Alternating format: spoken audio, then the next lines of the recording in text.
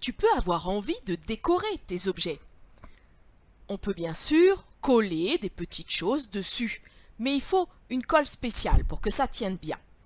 Alors, comme on est coincé à la maison, je vais te dire comment on peut faire avec ce qu'on a sous la main. L'idée, c'est de mettre tes petits objets pour décorer avant de cuire. Alors bien sûr, il faut que ce soit des choses qui aillent au four. Il n'est pas question de mettre dans tes petits objets que tu as façonnés avec la pâte à sel des choses en plastique. Ça fondrait, ce serait dangereux.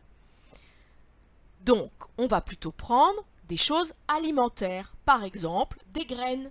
On peut décorer avec des lentilles, on peut décorer avec des haricots, du maïs. Je t'ai mis des photos. Tu pourras ainsi faire les yeux de tes personnages, leur museau. Et puis, tu peux utiliser aussi des pattes. Ça pourra faire les moustaches d'une souris, les poils d'un hérisson, peut-être même les plumes d'un oiseau. Et enfin, tu peux utiliser des épices entières cette fois. Par exemple, les jolies étoiles que font les graines d'anis, la badiane. Ça peut être intéressant pour faire des yeux ou pour décorer. Voilà, je te laisse imaginer ce que tu as envie de faire. Une fois que tu as décoré avec les petites graines, tu laisses sécher et ensuite tu mets au four.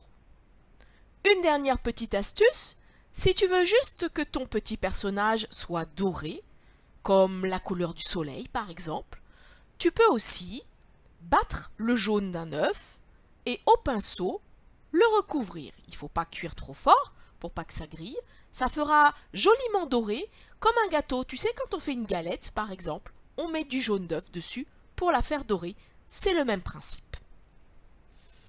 Et maintenant, à toi de jouer. Je t'ai mis une petite image d'un hérisson fabriqué en pâte à sel. À toi d'imaginer ce que tu as envie de construire. Et puis, n'oublie pas de nous faire une petite photo et de partager.